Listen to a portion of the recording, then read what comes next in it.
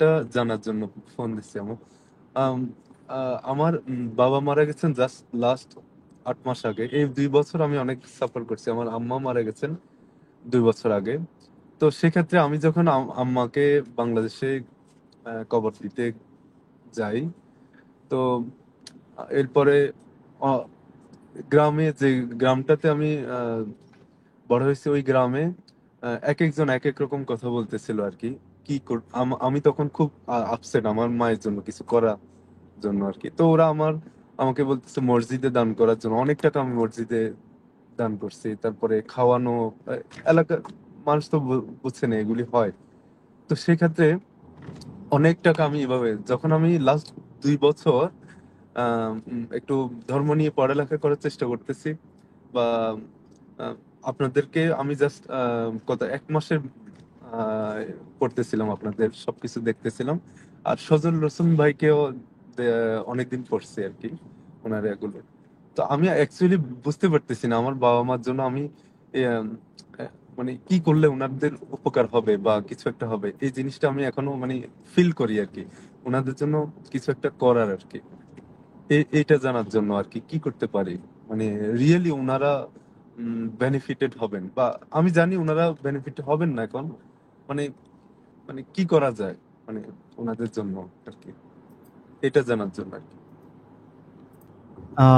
যে অনেক ধন্যবাদ সোহেল রানা ভাই, আপনি অনেক দূর থেকে আমাদের সাথে যোগদান করেছেন। আপনার যে প্রশ্নটা, হ্যালো। সেটার উত্তর আমরা দেওয়ার চেষ্টা করব। সূরা নাহলের, আপনি শুনতে পাচ্ছেন আমাদেরকে? আচ্ছা, সূরা নাহলের 30 নম্বর আয়াতে বলা হচ্ছে, আর যারা তাকওয়া অবলম্বন করেছে তাদের বলা হলো, তোমাদের রব কি নাজিল করেছেন? তারা বলল, কল্যাণ। যারা এই দুনিয়ায় উত্তম কাজ করেছে তাদের জন্য রয়েছে পুণ্য, আর নিশ্চয়ই আখিরাতের আবাস উত্তম এবং মুত্তাকিদের আবাস কতই না উত্তম। 31 আয়াতে বলা হচ্ছে, স্থায়ী জান্নাত সমূহ যাতে তারা প্রবেশ করবে, যার তলদেশে প্রবাহিত হচ্ছে নহর সমূহ। তারা চাইবে তাদের জন্য তার মধ্যে তার মধ্যে তাই থাকবে। এভাবেই আল্লাহ মুত্তাকিদের প্রতিদান দেন। 32 আয়াতে বলা হচ্ছে, ফেরেশতারা যাদের মৃত্যু ঘটায় উত্তম অবস্থায়, তারা বলে, তোমাদের উপর সালাম, জান্নাতে প্রবেশ করো, যে আমল তোমরা করতে তার বিনিময়ে। তাহলে আমরা দেখলাম যে ফেরেশতারা মৃত্যু যাদের ঘটায় উত্তম অবস্থায়, তো এই উত্তম অবস্থা কি? ফজলুর রহমান একটু অনুবাদটা অন্যরকম করেছেন। তিনি লিখেছেন যে পবিত্র থাকা অবস্থায় ফেরেশতারা যাদের যান কবজ করে, তারা বলে, তোমাদের উপর শান্তি বর্ষিত হোক, তোমরা যেসব ভালো কাজ করতে তার প্রতিদান স্বরূপ জান্নাতে প্রবেশ করো। তার মানে আমরা দেখলাম যে মৃত্যুর সময় মানুষের দুটো অবস্থা থাকে, একটা উত্তম অবস্থা, একটা বাজে অবস্থা। তো যদি উত্তম অবস্থায়, পবিত্র অবস্থায় যদি আমার মৃত্যু হয়, ফেরেশতারা এসে আমাকে সালাম দেবে, আমার জান কবজের সময় আমাকে সালাম দেবে, দিয়ে আমাকে কি বলবে? তোমরা যেসব ভালো কাজ করতে তার বিনিময়ে জান্নাতে প্রবেশ করো। তো এর 2-3টা আয়াত আগে যদি আমরা 28 নম্বর আয়াত থেকে পড়ি, তখন আমরা এর মানে বিপরীত সিনারিও দেখবো, যেখানে দেখবো যে ফেরেশতারা যাদের মৃত্যু ঘটায় জুলুম করা অবস্থায়।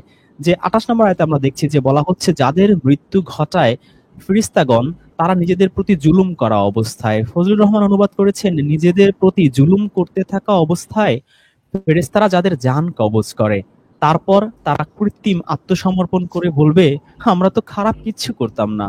অবশ্যই তোমরা যা করতে আল্লাহ তা ভালোভাবে অবগত আছেন। সুতরাং তোমরা জাহান্নামের দরজাগুলো দিয়ে প্রবেশ করো, তাতে স্থায়ী হয়ে।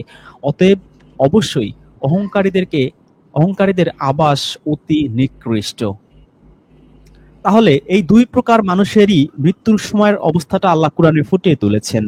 এক প্রকার মানুষের মৃত্যু হবে উত্তম অবস্থায়, তাদেরকে ফেরেশতারা এসে সালাম দেবে, সালামুন আলাইকুম বলবে, শান্তি বর্ষিত হোক সে কথা বলবে, আর জান্নাতের সুসংবাদ দেবে।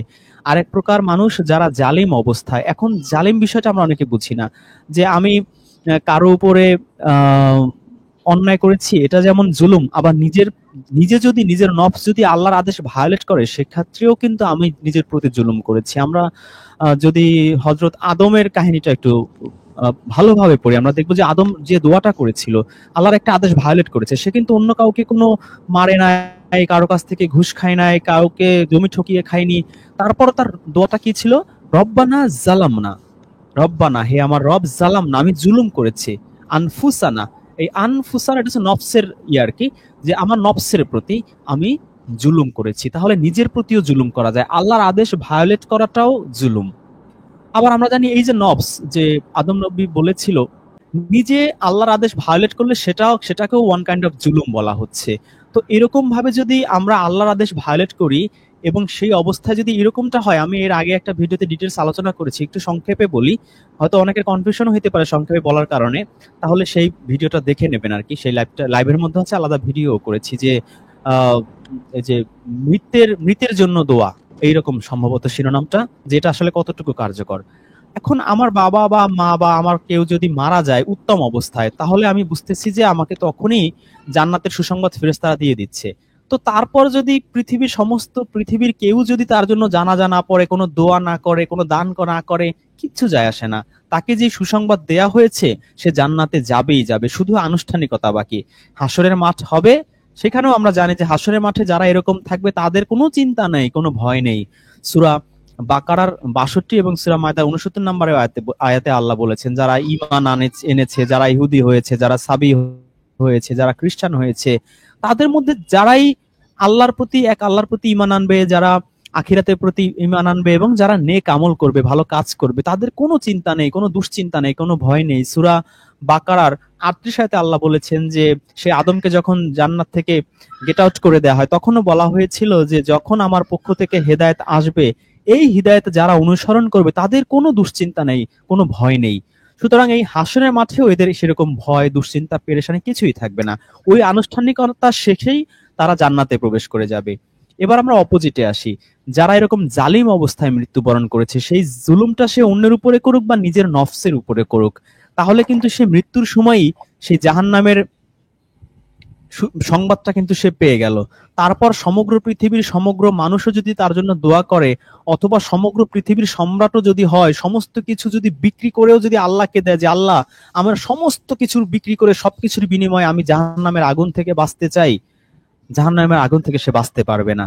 সে যা কর্ম করেছে তাই ফল ভোগ করবে। অনেকে এরকমও বলবে যে আল্লাহ আমাদের পৃথিবীতে আরেকবার পাঠাও, আরেকটা চান্স দাও, আমি কিছু নেক আমল করে আসি, ভালো কাজ করে আসি। আল্লাহ বলবেন, তোমাদের কি পর্যাপ্ত সময় দেয়া হয়নি যাতে করে তোমরা ভালো কাজ করে আসতে পারতে? সুতরাং এই পৃথিবীতে যখন আপনার মৃত্যু হয়ে যাবে, তখনই আপনি সুসংবাদ বা দুঃসংবাদ, জান্নাত বা জাহান্নামের নিউজটা পেয়ে যাবেন। তারপর আনুষ্ঠানিকতার পরে আপনি জান্নাতে বা জাহান্নামে চলে যাবেন। আপনার মৃত্যুর পরে অন্য কেউ আপনার জন্য নামাজ পড়বে, সেই সব আপনার আমলনামায় কখনোই হবে না। অন্য কেউ দান সদকা করবে বা অন্য কেউ রোজা রাখবে, অন্য কেউ যে কোনো ইবাদত করবে, এটা আপনি পাবেন না। আল্লাহ এরকম মানে মানে প্রক্সিতে কোনো জিনিস নেয় না। প্রক্সি জিনিসটা আমরা বুঝি কিনা? প্রক্সি মানে হচ্ছে কি, আমি আরেকজনের ভোট আমি যে দিয়ে আসলাম, বা আরেকজনের খাবার আমি যে খেয়ে আসলাম, মানে প্রক্সি। রুহুল আমিন ভাই, আপনি কি প্রক্সি জিনিসটা একটু সুন্দর করে বোঝাতে পারবেন? এই প্রক্সি জি কোনো জি জিনিস আল্লাহ নেয় না। প্রক্সিতে কুরবানি দেয়া, প্রক্সিতে নামাজ পড়া, প্রক্সিতে সাদগা দেওয়া, একজনের জায়গায় অন্য একজন, এই প্রক্সি জিনিসটা আল্লাহ নেয় না। তো আপনি আরেকজনের প্রক্সিতে আপনি যদি কোনো দান সাদগা করেন বা অন্য কোনো ইবাদত করেন, it will not be counted at all. এটা কখনোই হিসাব করা হবে না। আপনারটা আপনার, আরেকজনেরটা আরেকজনের। রুল ভাই, আপনি এর সাথে কিছু যোগ করতে চাইলে বা এটা আরেকটু ক্লারিফাই করতে চাইলে করতে পারেন, বা সজীব ভাই আছেন, মাজেদ ভাই আছেন, জি আপনারা বলুন। না, ভাইয়াকে ধন্যবাদ। আপনি এটা ক্লিয়ার করছেন, একদম ফুললি ক্লিয়ার করছেন। তো আসলে উনি কিন্তু এরকম আমি অনেককেই দেখছি যে আমার লাইফে, যেটা হচ্ছে যে উনাদের বাবা মা মারা গেলে এই যে এইটাই কিন্তু বলা হয়, যেটা হচ্ছে যে বিজনেসটা কোথায় হয় সবচেয়ে বেশি, মরা মানুষ নিয়ে। দেখেন, বাবা মা মারা গেছে, তাকে হচ্ছে যে সবচেয়ে বেশি যেটা করা হয়েছে যে তাকে ভুল বুঝ দিয়ে হচ্ছে যে খাওয়াইলে হবে, মসজিদে টাকা দিলে হবে, মাদ্রাসায় টাকা দিলে হবে, অমুক টাকা দিলে হবে। এই যে ব্যাপারগুলো ভুল বুঝাইছে, এই ভুল বুঝানোর কারণে কিন্তু সে না, সেই সাথে আপনি অনর্গল প্রক্সি কাজ করে জিনিসটা একটু আসছে। বুঝাই দিন, হ্যাঁ যে প্রক্সিতে কোনো ইবাদত আল্লাহ কবুল মানে একসেপ্ট করে হ্যাঁ কিনা, হ্যাঁ সেটাও একটু সাথে অ্যাড হ্যাঁ করে দিয়েন। আচ্ছা, তো এটা হচ্ছে বড়, আমাদের যে সমস্যাগুলো করছে এটাই হচ্ছে বড় জিনিস। আর আমরা এখানে দেখলাম যেটা হচ্ছে যার যার এবাদত কিন্তু তার তার। আমি আজকে যে যে ভালো কাজগুলো করব, সেই ভালো কাজের রেজাল্ট কিন্তু আমার জন্য থাকবে। যেমন যে আমরা যদি কোনো খেলাধুলা বা কোনো কিছু করি, সেইখানে যতক্ষণ পর্যন্ত, যেমন একটা ফুটবল খেলায় সেইখানে 11 জন, যে 11 জন খেলতেছে সেই 11 জনই কিন্তু মেইন প্লেয়ার। এখন সাইড ব্রেঞ্চে অনেকেই খেলোয়াড় থাকতে পারে, সেই সাইড ব্রেঞ্চের খেলোয়াড় যতক্ষণ পর্যন্ত না নামবে ফিল্ডে, সে কিন্তু সেইখানের প্রত্যক্ষ খেলোয়াড় না, মানে একবারে ডিরেক্টলি খেলোয়াড় না। ঠিক সেম ভাবে হচ্ছে যে ওইটা তাও টিম হিসেবে ধরে, কিন্তু আল্লাহ তাআলা যেভাবে বলছে সেইখানে হচ্ছে যে এইখানে কোনো সুযোগই নাই। আমি যা করতেছি সেটার রেজাল্টই শুধুমাত্র আমার, আর আমার রেজাল্টটা অন্য কাউকে দেয়া হবে না। হ্যাঁ, এখানে ছোট আমি ভাই একটু বলবেন? যোগ করতে চাই। জি জি জি। আমি একটু যোগ করতে চাই, এই যে প্রক্সির ব্যাপারটা বড় ভাই যেটা বললেন। এখন দেখেন, আমি যাকে দিয়ে দোয়া করাবো, এই ব্যক্তিটা কতটা সঠিক এটা কিন্তু আমি জানি না। এই ব্যক্তি কোন পর্যায়ে আছে, কি অবস্থা আছে, তার দোয়া আদৌ কবুল হবে কি না, তার তো কোনো গ্যারান্টি নাই। আবার আমি তাকে দিয়ে এটা করাচ্ছি, করিয়ে আমি কিছু টাকা তার হাতে তুলে দিচ্ছি, তার মানে আমি তার কাছ থেকে একটু পরিশ্রম কিনে নিলাম, তাকে কিছু টাকা দিয়ে আমি একটু দোয়া করে নিলাম। এটা তো কোনো বেনিফিট আশা করা যায় না। না, সেটা ছাড়াও আরো ব্যাপারটা হচ্ছে যে কোরআনে আল্লাহ বলেই নাই যেটা হচ্ছে যে আমার সওয়াব বা আমি যে ভালো কাজগুলো করব সেই ভালো কাজগুলোর মানে একটা অংশ আরেকজনকে দিয়ে দেওয়া হবে। এখানে ব্যাপারটাই হচ্ছে যার যার উত্তম আমল এক পাশে, আর একটা হচ্ছে যে খারাপ আমলগুলো আরেক পাশে দিয়ে মাপা হবে। এখন যার যারটা মানে হচ্ছে যে আমি যতটুকু করে গেছি ততটুকু। যেমন হচ্ছে যে কেউ যদি 1 কোটি টাকা রেখে যায়, সেই 1 কোটি টাকা যদি সে মারা যাওয়ার পরে তার ছেলেরা দান করে দেয়, তাহলেও কি কোনো লাভ হবে? আসলে লাভ হবে না। কারণ কি, সে মারা যাওয়ার সাথে সাথে সেই 1 কোটি টাকার মালিক তার ছেলে হয়ে গেছে। এখন তার ছেলে যদি 1 কোটি টাকা দান করে দেয়, সেটা তার ছেলের জন্য লাভ হবে। কিন্তু তার বাবা যখন বেঁচে ছিল, 1 কোটি টাকা ছিল তার কাছে, সে কিন্তু হচ্ছে কি কৃপণতা করে হোক আর যে কোনো কারণেই হোক, সে কিন্তু নিজে দান করে নাই। তো এটা তার জন্য কিন্তু অ্যাকসেপ্টেবল হবে না। এটাই আল্লাহ কিন্তু বারবার বলছে, যার যারটা তার তারই কিন্তু কাজে লাগবে। হ্যাঁ, তো এটাই মনে হয় না, আমার আরেকটা বোঝানোর ব্যাপার, মতো। এই যে মৃত মৃত ব্যক্তির জন্য দোয়া যদি কাজে দিত ভাই, তাহলে তো ধরেন ওই মৃত ব্যক্তি জন্য তার ছেলে মেয়েরা যদি অনেকে আছে না টাকা পয়সাওয়ালা বিত্তশালী, তারা তো লক্ষ লক্ষ টাকা, কোটি কোটি টাকা খরচ করতো যে আমার বাবা যত পাপ করেছে সেই পাপের বিপরীতে এত বেশি দোয়া করাবো, এত বেশি দোয়া করাবো যে সেই দোয়া দিয়ে ওই পাপ ডিঙিয়ে সে জান্নাতে চালিয়ে চলে যাবে। তাহলে তো বিচারের কি দরকার? হ্যাঁ, ঠিক বলছো। তাহলে আপনি কেন? এখানে তো ঘুষ দিয়ে পার করে নিয়ে যাওয়াই যাচ্ছে, তাহলে বিচারের তো কোনো জান্নাত জাহান্নামের তো তাহলে এখানে কোনো ভূমিকাই নাই। সে মারা যাবে, মারা যাওয়ার পরে তার সন্তানরা কোটি কোটি টাকা খরচ করবে প্রতিদিন, এভরিডে। আগামী 5-10 বছর প্রতিদিন 100টা হুজুর এসে বসবে, তারা কোরআন তেলাওয়াত করবে কন্টিনিউয়াসলি, এবং ওই 5 আর বছর তারা যারা বড়লোক আছে সালমান এফ রহমানের মতো, তারা কি করবে, এরকম 1,000 কোটি টাকা বাজেট রেখে যাবে যে আমি মরে গেলে 1,000 কোটি টাকা দিয়ে 1,000 মসজিদ আর 1,000 মাদ্রাসা বানিয়ে দিও, আর এরকম হ্যাঁ, টিউবওয়েল বা ভালো ভালো কিছু বানিয়ে দিও, ওই হ্যাঁ, সোয়াবে আমি আমার কাজ হয়ে যাবে, কাজ তাই হয়ে না? যাবে। ওইটা এমনকি যদি সে বলে যায় তাইলে তো তার নামেই গেল, এটা যদি সে বলে যাইতে পারে। কিন্তু যেমন রুল ধরেন ভাই, ও আপনাদের সাথে বাবার একটা জন্য বিষয় যুক্ত করবে। করতে চাই। হ্যাঁ হ্যাঁ, জি, সালামুন আলাইকুম। সকলে অবশ্যই ভালো আছেন। আর সর্বোপরি যে ব্যক্তি আপনাদের প্রশ্ন করছে যে ভাইয়া, তার জন্য একটা কথা বলতে চাই। সেটা হলো সূরা আল ইমরান থেকে আপনার এখানে আপনার 25 নম্বর আয়াতে বলা হয়েছে, অতঃপর যেদিন আমি তাদেরকে একত্রিত করব যাতে কোনো সন্দেহ নেই, তখন তাদের কি দশা হবে। আল্লাহ তাআলা বলতেছে, আমি তাদেরকে সেদিন একত্রিত করব যাতে কোনো সন্দেহ নেই, তখন তাদের কি দশা হবে, এবং প্রত্যেক ব্যক্তি যা অর্জন করেছে তা সম্যক রূপে প্রদত্ত হবে এবং তারা অত্যাচারিত হবে না। এখান থেকে বোঝা যায় যে প্রত্যেকে তার কৃতকর্মের অনুযায়ী যা সে দুনিয়াতে করবে তাই সেখানে ফিরে পাবে, যা অর্জন করবে তাই ফিরে পাবে।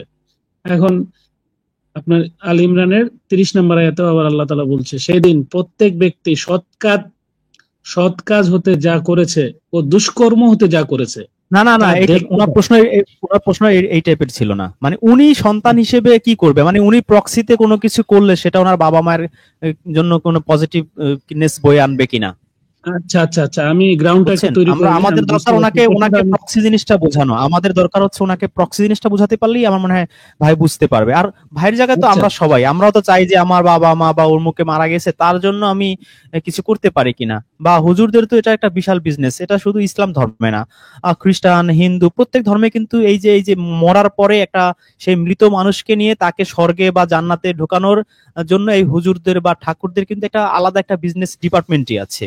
তো ভাইকে যদি আমরা প্রক্সি ইবাদত এই একসেপ্টেন্স আল্লাহ করে কিনা এইটা বুঝাইতে পারি, তাহলে কিন্তু ভাইকে আর কেউ ব্রেনওয়াশ করতে পারবে না। ভাই ঠিক আছে, আমি এখন একটু যেটা করতে পারে, গ্রাউন্ডটা ভাই তৈরি নিজের করে নিই। জন্য, ভাই এটা নিজের জন্য নিজে আমল করতে পারে, যে নিজের উনি যা যা করবে সেগুলো সব কিন্তু ওনার বেনিফিট হবে। কিন্তু প্রক্সি জিনিসটা যে আল্লাহ একসেপ্ট করে না, সেটা আমার মনে হয় ভাইকে বুঝাইতে পারলে ভালো হবে। আর আপনি যেগুলো বলছেন এগুলো তো ভাইয়া, আমরা সবাই জানি। না একটু আমি গ্রাউন্ডটা তৈরি করে নিই, তারপরে ওইটা প্রক্সিটা চলে আসবে এখানে অটোমেটিকলি। আমি এই একটা খালি শেষ করে নিই। আচ্ছা, সেদিন প্রত্যেক ব্যক্তি সৎ কাজ হতে যা করেছে ও দুষ্কর্ম হতে যা করেছে তা দেখতে পাবে। তখন সে ইচ্ছা করবে যদি তার মধ্যে এবং এই দুষ্কর্মের মধ্যে সুদূর ব্যবধান হতো। আল্লাহ তোমাদেরকে স্বীয় পবিত্র অস্তিত্বের ভয় প্রদর্শন করছেন এবং আল্লাহ স্বীয় বান্দাদের প্রতি স্নেহশীল। তাহলে এখানে দায়িত্ব হইল, যদি কোনো ব্যক্তি মৃত হয়, যেমন আমার বাবা যদি মারা গেছে, এখন আমার বাবা যা কিছু করবে, তিনি যা করে গেছেন সেটাই উনি দেখতে পাবেন। এবং এখান থেকে যদি উনি সৎকর্ম করেন তাহলে ওইটা সৎকর্মের ফল পাবেন, অসৎকর্ম করলে অসৎকর্মের ফল পাবেন। এটা আমার বাবাকে দিয়ে আমি উদাহরণ দিচ্ছি, আমি অন্যের বাবা সম্পর্কে জানি না। তা এখন দেখা গেল যদি আমরা এর মাঝে যদি কেউ আমাদেরকে বলে যে তোমার বাবার জন্য আমি দোয়া করে দিব এবং তোমার বাবার জান্নাতের ব্যবস্থা করে দিব, তাহলে সে যদি এখান থেকে ফায়দা নিতে চায়, যদি আমরা কোরআন পাঠ করি, তাহলে আমরা এই ফায়দাগুলা বুঝতে পারবো যে সে এখান থেকে ফায়দা নিচ্ছে। সো অনেকে এই কোরআন পাঠ করে না, সেই জন্য মাঝে যারা থাকে তারা এই সুবিধাগুলা নেয় এবং তারা এমন ভাবে সমাজে স্থান তৈরি করে নিয়েছে যে মানুষ অন্ধভাবে মনে করে যে ইনারা অবশ্যই কোরআনে এইরকম কোনো কথা আছে যে কথার মাধ্যমে আমাদের কাছ থেকে তারা টাকা পয়সা নিচ্ছে, তারা সব সুবিধাই নিচ্ছে, নিয়ে আমাদের বাবা মায়ের জন্য একটা ব্যবস্থা করে দিচ্ছে। তাহলে এই কোরআনের আয়াত অনুযায়ী আমরা বুঝতে পারি যে আল্লাহ বলছে প্রত্যেকের যা কর্ম আছে, আপনি সৎকর্ম করেন অসৎকর্ম করেন, তাহলে আমাদের যারা গত হয়ে গেছেন পূর্বপুরুষেরা, তারা তাদের কর্মের অনুযায়ী ফল পাবে। মাঝখানে কোনো ব্যক্তি কারোর জন্য পয়সা রোজগারের ব্যবস্থা করে যদি কারোর জন্য আপনার সাফায়াত করতে চায় বা দোয়া করতে চায়, এগুলো কোনো কাজে আসবে না। এটা কোরআন বুঝে আমরা অনেকে উপলব্ধি যে করতে পারি। দোয়া কালাম পরে জি, ধন্যবাদ। সেটা একটু যদি যুক্ত করেন, না অনেকে হচ্ছে যে মাজিদ ভাই, ওই দরুদ আচ্ছা, শরীফ আলম ভাই যেটা একটা সেটা কমেন্ট অনেক করছে, আলম ভাই একটা কমেন্ট দোয়া করছে করে। যে আরে ভাই এত পেঁচাল পারতেছেন পাঁচজন মিলে, সোজা কথা, যদি উনার মা বাবা ওসিয়ত করে যায় উনাদের সম্পদ থেকে কিছু ব্যয় করার জন্য, তাহলে সেটা গ্রহণ করা যাবে। আচ্ছা, ওনাদের সম্পদ থেকে কিছু ব্যয় করা মানে মানুষ মরে গেলে কি সেই সম্পদ কি তার থাকে? এটা ভাই কি বললেন? প্রথম কথাটা ঠিক আছে, আচ্ছা যে পাঁচজন মিলে আসলে বুঝাইতে পারতেছি না, এটা ঠিক আছে, আমরা আসলে অভ্যস্ত না তো ওইভাবে, হয়তো না, একসময় আমরা হয়ে যাবে। প্রফেশনাল না।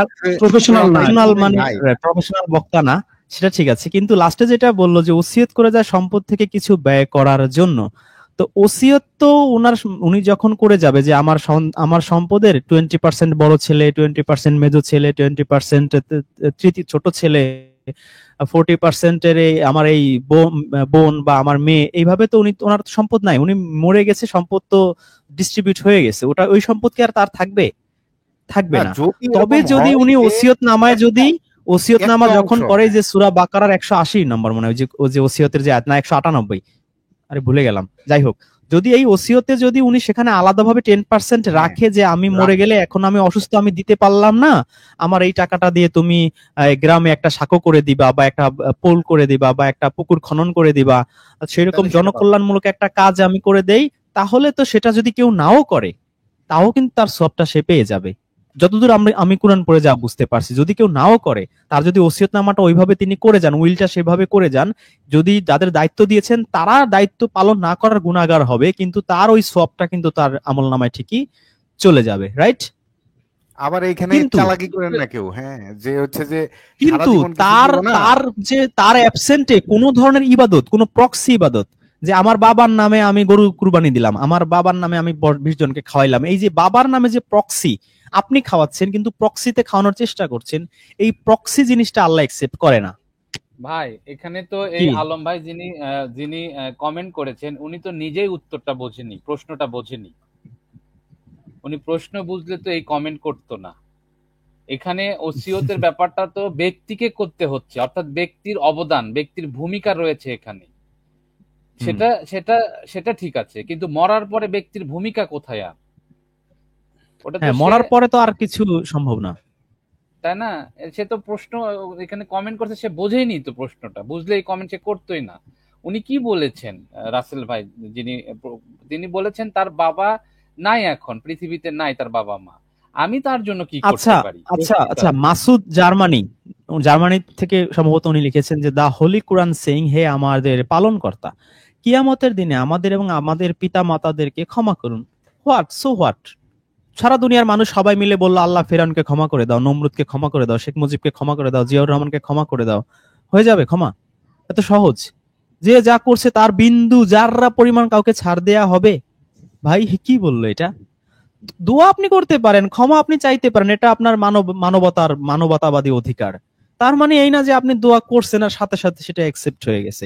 জাকারিয়া নবী 80, 90, 100 বছরের একটা সন্তানের জন্য দোয়া করছে, লাস্টে যায় সেটা অ্যাকসেপ্ট হয়েছে। একটা নবী লেভেলের মানুষ, লেভেলের কি ডাইরেক্ট নবী, একটা দোয়া কবুল হইতে তার 100 বছর চলে গেছে।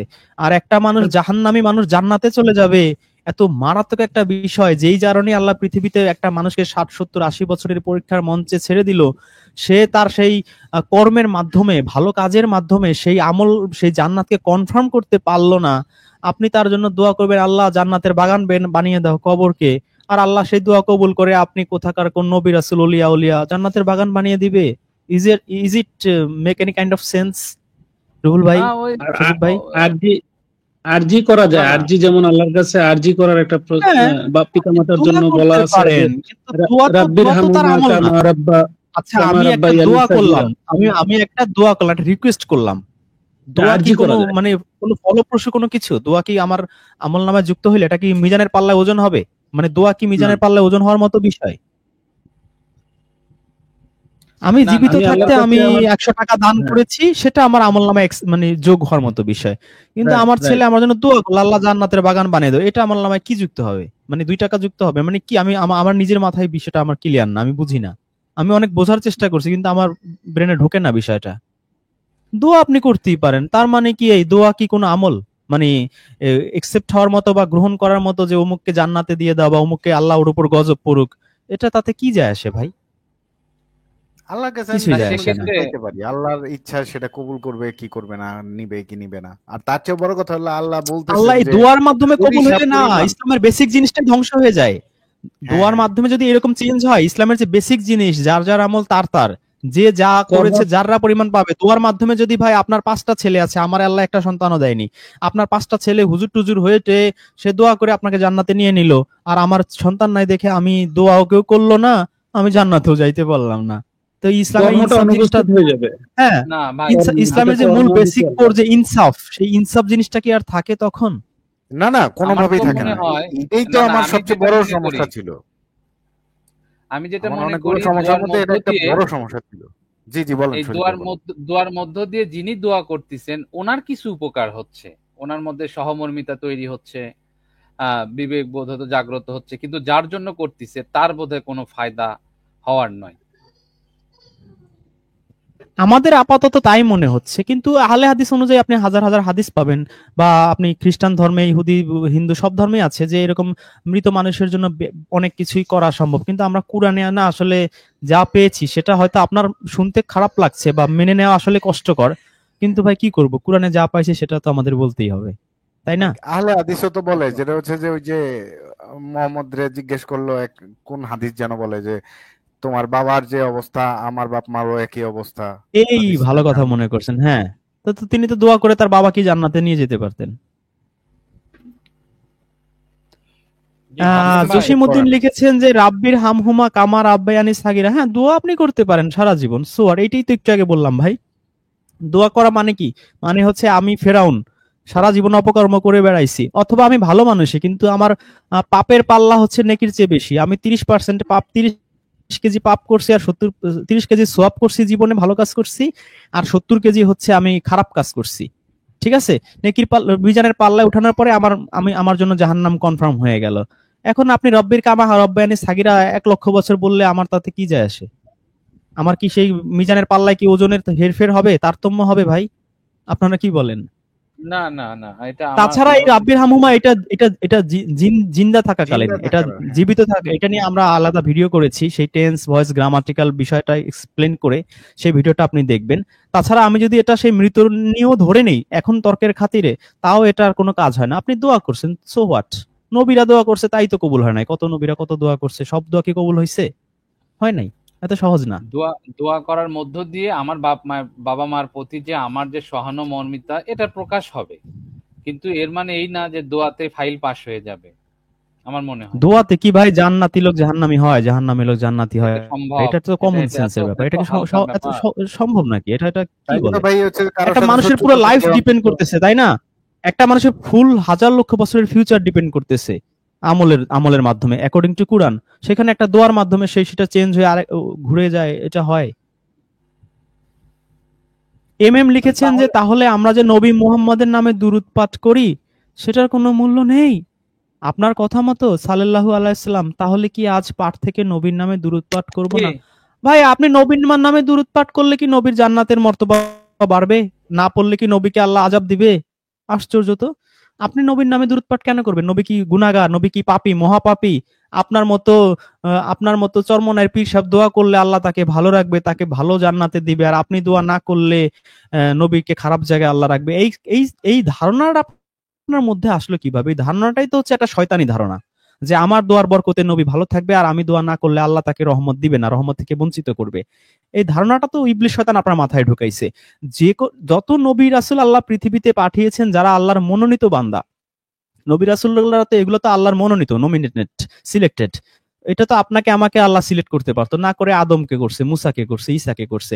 তো তাদের প্রতি আল্লাহ নিজেই আলাদা সিম্প্যাথি বা আলাদা রহমত বা আলাদা ভাবেই তাদের প্রতি আছে। আপনার আমার মতো মহাপাপিষ্ঠের দোয়ায় না দোয়া এগুলো কিছু যায় আসে না। আর দুরুদ শব্দটা ভাই কুরআনে নাই, এটা হচ্ছে ফার্সি শব্দ। দুরুদ আবার কি জিনিস? এটা আল্লাহ আপনাকে করতে বলে নাই, সাল্লু করতে বলছে। এই সাল্লু নিয়ে আমাদের চ্যানেলে অনেক ভিডিও আছে, এই সাল্লু শিখে নেবেন সেখান থেকে। সাল্লু দুরুদ না, সাল্লু জিনিস কি আর দুরুদ জিনিসই আকাশ পাতাল ব্যবধান। আলম ভাই লিখেছেন দোয়া করে জান্নাতে যেতে পারলে দুনিয়ার সব মোল্লারা জান্নাতে যাবে। ঠিকই তো। লিখেছেন রাসূল জন্য দোয়া করছে, রাসূলের জন্য দোয়া করলেও জান্নাতি, না করলেও জান্নাতি। রাইট। আপনি রাসূলের জন্য দোয়া করলে কি আপনি আর দোয়া কেন? আপনি ভাই নিজে বাঁচেন না, আপনি আপনার নিজের জন্য দোয়া করেন। জীবিত বাবা মা থাকলে তাদের জন্য দোয়া করেন যে আল্লাহ তাদেরকে তুমি হিদায়াতের পথে আনো, বা কুরআনের পথে আনো, ইসলামের পথে আনো। সেরকম দোয়া আপনি করতে পারেন, সেটা কাজে লাগবে।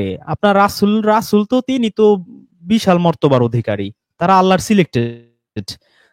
আপনি তাদের নামে দোয়া করে এটাকে বলা হয় কি, ওই যে গ্লাস ভর্তি পানি আপনি আরো পানি ঢালতেছেন আর কি, যেটা কোনো প্রয়োজনই নাই, তাই না ভাই? আর অনেকটা কাইন্ড অফ তেলবাজির মতো। তেলবাজির মতো, এক্স্যাক্টলি। শাহিন সুমন লিখেছেন আমরা কত নির্বোধ, একজন রেজওয়ানের পক্ষে কি সম্ভব যে হাজার হাজার মানুষের কাছে এক এক করে সবাইকে বোঝানো? ভাইরে, তো পার্সোনাল লাইফ আছে, যেমন স্ত্রী সন্তান লাইফ আছেও। তারপরেও আমরা কেন মনোযোগ সহকারে ভিডিওগুলো দেখি না? ধন্যবাদ ভাই। এরপরে লিখেছেন তাহলে আপনার দূরত্ব পড়লাম। লিখেছেন মুরাদ ভাইকে, ভাই উনি তো নিজেই নবী রাসূল, ওনাকে আমরা আনতে পারি? ওনাকে আনবে ওনার চেয়ে হাই লেভেলের যারা মনে করেন হচ্ছে ওনাকে আনতে পারি। ইব্রাহিম নবী হচ্ছে জাতির পিতা বা জাতির ইমাম, তাই না? একজন রাসূলকে আমরা আনতে পারি সজীব ভাই? না, সেটা তো সম্ভব না। উনি তাছাড়া আমাদের আমরা চেয়ে তো মর্তবায় অনেক হাই লেভেলের না? হয়তো উনি ওনার আর নিজস্ব ওনাকে চ্যানেল আপনি আছে, আর উনি যে মুরাদ ভাই লিখছে তার নামের সাথে দুরূদ পড়ে নাই, ওনার গুনাহ হয়েছে না ভাই? একজন রাসূলকে এইভাবে ডাকা যায়? ভাই বাদ দেন, আমরা পরে বাদ দেন। হোয়াইট স্টোন আর লিখছেন রাব্বিক ফিরলি ওয়ালি ওয়া লিদাইয়া ওয়ানিল মুমিনিনা ইয়ামাল কিয়ামা এর মানে কি? এর মানে তো আপনি জানেনই। তো এর মানে কি? এটাই তো বুঝাইলাম। এই দোয়া করতে পারেন, আপনি দোয়া করতে করতে আপনার চোখের পানিতে বালিশ ভিজায় ফেলেন, কিছুই কোনো কাজ হবে না যদি সে মরে গিয়ে থাকে। আর যদি জীবিত থাকে হতে পারে, কিন্তু না হওয়ার সম্ভাবনাই বেশি। দোয়া নিজের জন্য করার চেষ্টা করবেন। দেখবেন একটা আয়াত আছে যে যখন মানুষ জাহান্নামী হবে না, তো জাহান্নামীরা কি বলবে জান্নাতীদের ডেকে, যে তোমরা আল্লাহর কাছে একটু দোয়া করো না আমাদের জন্য, আমাদের যেন একটু বিশ্রাম দেয় বা একটু পানি দেয়, আমাদেরকে একটু পানি ছিটিয়ে দেয়। তার মানে এই জাহান্নামীদের বা কাফেরদের বৈশিষ্ট্য হচ্ছে তাদের নিজেদের দোয়ার উপর কনফিডেন্স নাই। তারাও চায় যে অন্যরা তাদের জন্য দোয়া করুক। এই যে আমাদেরও অনেকের মধ্যে এই রোগটা আছে, আমরা নিজের দোয়ায় কনফিডেন্ট না, আমরা চাই অন্যরা আমাদের জন্য দোয়া করে দিক। এটা কাফিরদের বৈশিষ্ট্য। সবসময় চেষ্টা করবেন নবী রাসূলদের মতো, তারা আমাদের জীবন আদর্শ।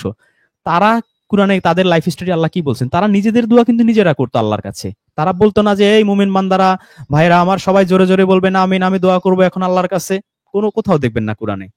যার যার দোয়া, যার যার কানেক্টিভিটি আল্লাহর সাথে, সে সেইভাবে করে আল্লাহর কাছ থেকে সেভাবে নিয়ে আসতো।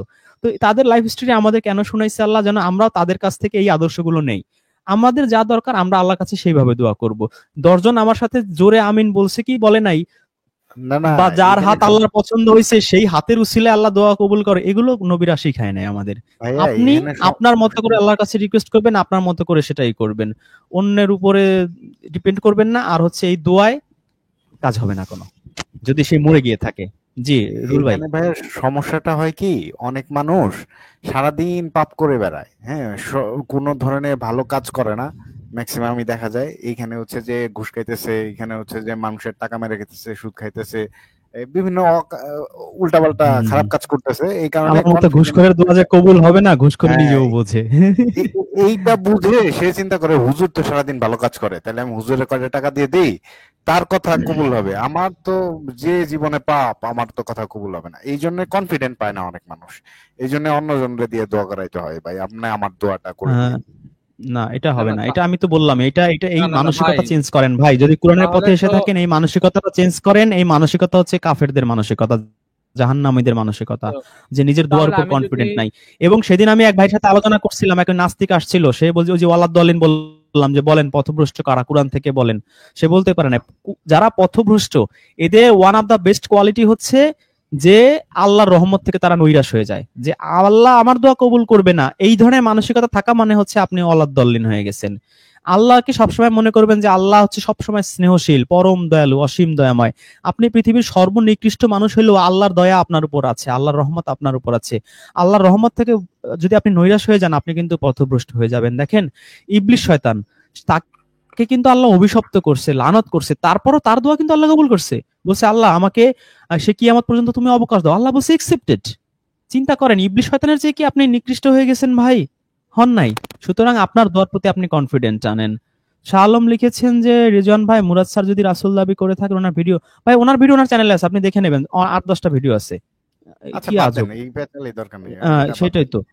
হোয়াইট স্টোন লিখছেন কোরআনে যে মকবুল দোয়াগুলি আল্লাহ উঠাইয়া দিছেন, সেই দোয়াগুলি যেন আমরা করি, সেটাই আল্লাহ শিক্ষা দিচ্ছেন। এক্স্যাক্টলি কোরআনের দোয়াগুলো আমরা বলার চেষ্টা করবো এবং বুঝে বুঝে অন্তরের অন্তঃস্থল থেকে ফিল নিয়ে, তাহলে কাজে লাগবে। আলম এই লিখেছেন যে ভাই কোরআন মানতে হলে তো একজন নেতা লাগবে, যিনি কোরআন থেকে মুমিনদের পাইছি। দিক নির্দেশনা দেবেন। হ্যাঁ, নেতা এখন ভোট দিয়ে বানায় ফেলেন ভাই। না এই নেতা কিন্তু সেই আহ, নেতা না।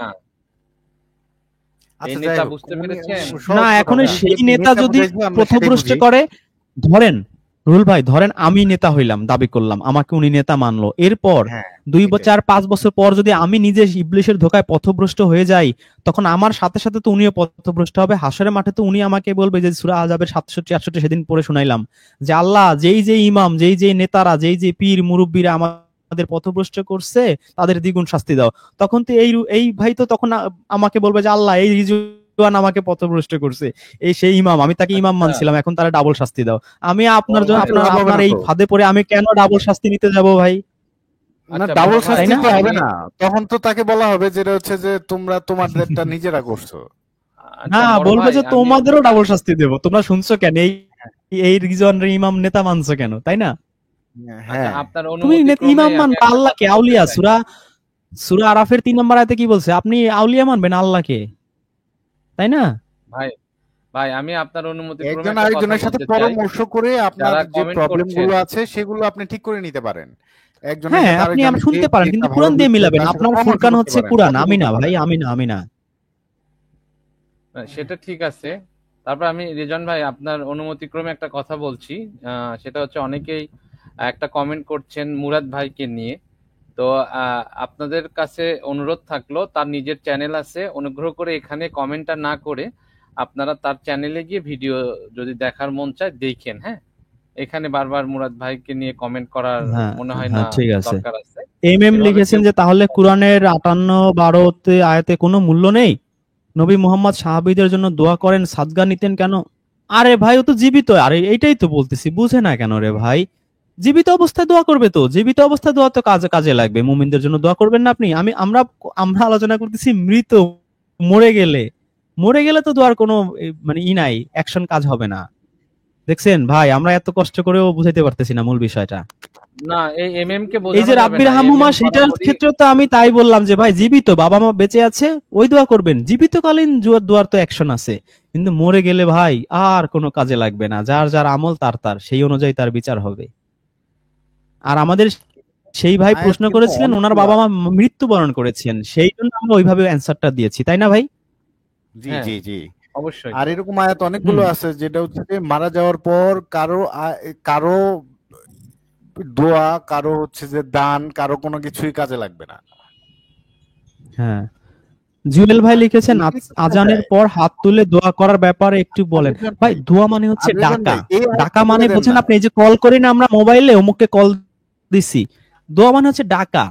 সূরা বাকারার 186 আয়াতে আল্লাহ বলছেন যে আমার বান্দারা জিজ্ঞেস করে যে আমি কোথায়, তুমি বলো যে তারা যখনই আমাকে ডাকে মানে দোয়া করে, আমি সেই ডাকে সাড়া দেই। সুতরাং আমি তাদের খুব কাছেই থাকি। আর কি, সুতরাং তারাও যেন আমার দোয়ায় মানে আমার ডাকে সাড়া দেয় এবং আমার প্রতি ঈমান আনে। সুতরাং আমাদের কাজ কি? আল্লাহর দোয়ায় সাড়া দেয়া। তো আল্লাহ তো আমাদের জন্য দোয়া করে, মানে কি আমাকে আমাকে ডাকে। দোয়া মানে ডাকা। তো একজনকে ডাক দিতে কি আমার হাত পা মাথা এগুলোকে উঠাইতে হয় নাকি? এটা কি জরুরি? এটা জরুরি না তো। দোয়া করবেন, সূরা ইউনূস পড়বেন। সূরা ইউনূসের তাফসীরের মধ্যে আমি একদিন বলেছিলাম, অন্তরের অন্তঃস্থল থেকে সেই ডাকটা আসছে কিনা, যে আল্লাহ, ইউনূস নবীর ক্ষেত্রে যেরকমটা হয়েছিল, মুসা নবীর ক্ষেত্রে, আইয়ুব নবীর ক্ষেত্রে, অন্তরের অন্তঃস্থল থেকে আল্লাহকে আপনার সেই আকুতি মিনতিটা সেইভাবে একনিষ্ঠভাবে আল্লাহর কাছে পেশ করবেন, সেটা হবে পারফেক্ট ডাক। তো এটা বাংলায় বললে আমার মনে হয় আরো সহজে আপনারা ক্যাচ করতে পারবেন। এটা হচ্ছে ডাকা। দোয়া মানে হচ্ছে ডাকা, কল করা, ইংরেজিতে বলে কল। এটা ওই যে ভাইয়া, হাত উঠানো যে নামানোর আপনার বিষয় না। আনফালের 24 নম্বর আয়াতে তো ওই যে আপনার, হে মুমিনগণ তোমরা আল্লাহ ও তার রাসূলের ডাকে সাড়া দাও, তার মানে কি এখানে মানে যখন ডাকা হয় তখন তো মুমিনদেরকে রাসূল ডাকছেন, তো ওইখানে দোয়া ও কুম শব্দটা আছে আনফালের আপনার সেটাই ইয়াতে সেটাই সেটাই বুঝাইতে চাইতেছি আর কি। 24। জি, হ্যাঁ বলেন হ্যাঁ মাজেদ হ্যাঁ। ভাই। আচ্ছা, আরেকটা এখানে আয়াত বলা বলে হয়েছে দিতে পারে। তোমরা আল্লাহ ও তার রাসূলের ডাকে সাড়া দাও যখন তিনি তোমাদেরকে তোমাদের জীবন সঞ্চারক বস্তুর দিকে আহ্বান করে। আর জেনে রেখো আল্লাহ মানুষ ও তার অন্তরের অন্তরালে থাকেন, পরিশেষে তার কাছে তোমাদের সমবেত করা হবে। ভাই, তো আপনি এখানে এমন একটা যদি আয়াত নিয়ে আসছেন, এটা হচ্ছে ভণ্ডপীরদের প্রিয় আয়াত। আবার এই এই আয়াত নিয়ে আমি বিশ্লেষণ করতে গেলে তো মানুষ বিপদে পড়বে। আল্লাহ বিরাট রাসূল এমন কিরক- একদিকে ডাকে যেটা তোমাদের জীবন দেয়, তার মানে হচ্ছে আমরা কিন্তু আধ্যাত্মিক হিসেবে কিন্তু আমরা সবাই মৃত। যেই জিনিসের দিকে ডাকছে সেই জিনিস যদি আমি নেই, তাহলে কিন্তু আল্লাহর দৃষ্টিতে আমি জীবিত হইতে পারবো। আমি কিন্তু এখন মৃত। ভাই মজাদ ভাই, ওয়াও, বলেন, মানে আমি জ্ঞান সেদিকে যাব শূন্য, না। জ্ঞান ওয়াও, শূন্য মৃত। ওয়াও। জ্ঞান শুনো না, ডাইরেক্ট মানে ওখানে মৃতই বলা। তোমাদের জীবিত করার, জীবন সঞ্চারণের দিকে ডাকে। মানে কি? মানে যেই জিনিস তোমাদের জীবন দেয়, তো আমাদের জীবন দেয় মানে কি? আমরা কি জীবন নাই এখন? আমরা প্রাণহীন। তো আল্লাহ রাসূল যেই দিকে ডাকছে সেই জিনিস আমাদের জীবিত করতে পারে। আমরা তো এখন মরা রে ভাই। কুরআন আমাদের মধ্যে না ঢোকা মানে হচ্ছে আমরা মরা, লাশ। মরা, রাইট রাইট রাইট। কুরআন ঢুকছে মানে এই কুরআন আমাকে জীবিত করছে। আল্লাহ কুরআনে এই যে আসমান থেকে পানি নাজিল করি আর মৃত ফসলের ক্ষেত জীবিত হয়ে ওঠে, আল্লাহ এই এক্সাম্পল বারবার কেন দিয়েছে? এক্সাম্পল কয়বার আছে অনেকে তো জানেই না, কেন দিছে বারবার? আমরা সবাই সেই সেই ফসলের মাঠের মতো সবাই মরা রে ভাই। পানির মাধ্যমে আল্লাহ আকাশ থেকে যেমন পানি নাজিল করে, সেই পানির মাধ্যমে সেই মরা ফসলের ক্ষেত আবার জীবিত হয়, ঠিক তেমনি এই কুরআন নাজিল করে, এই কুরআন নাজিলের কুরআনের মাধ্যমে আমরা এই মরা মানুষটা আমরা আবার জীবিত হই। এটাই সূরা পূর্বে আনফালের যেমন 24 আয়াতে আমরা বলছে। কিন্তু এই পূর্বে চমৎকার জিনিসটা, যেমন আমরা হ্যাঁ, এই চমৎকার জিনিসটা পূর্বে মানুষ যেমন না নিয়ে হুজুররা বানাইছে কি, এখান থেকে কোনটা নেয়? আল্লাহ থাকে সেই মুমিনের সেই মনের অন্তরের কলবের মধ্যে, সেই দিকে নিয়ে যায় ওই যে পীরের সিজদা করায়, বুঝছেন? কি ভণ্ডামিটা করে। অথচ এই আয়াতটা কিন্তু চমৎকার একটা আয়াত, যদি বুঝতে পারি আর কি আমরা। আর ওইটাও তো বলা যায়, ওনাদের যে আর্গুমেন্টটা ওইখানেও কিন্তু বলা যায় যেটা হচ্ছে যে না, মরার সময়ই তো হচ্ছে জানাই দেয়া হবে।